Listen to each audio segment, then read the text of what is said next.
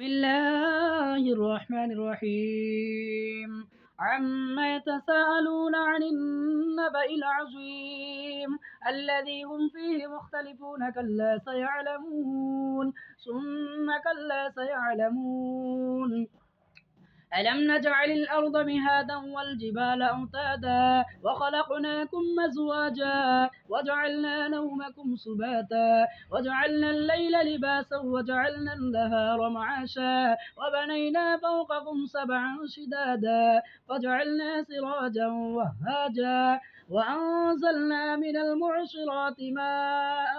سجاجا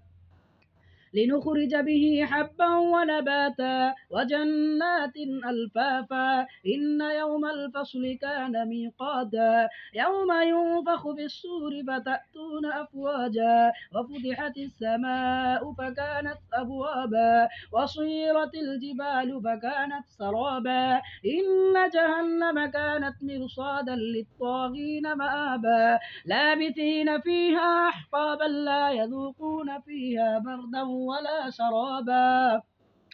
إلا حميما وغساقا جزاء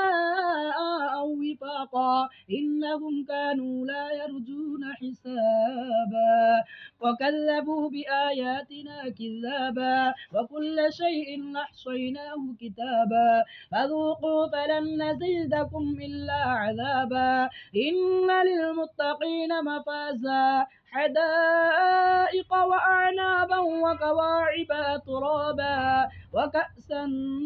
دهاقا لا يسمعون فيها لغوا ولا كذابا جزاء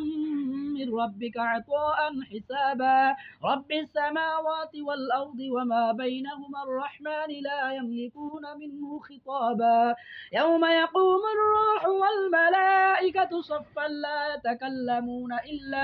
إلا من أذن له الرحمن وقال صوابا ذلك اليوم الحق فمن شاء اتخذ إلى ربه مآبا إنا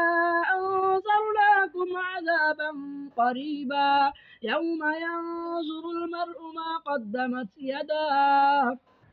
يداه ويقول الكافر يا ليتني كنت ترابا صدق الله العظيم.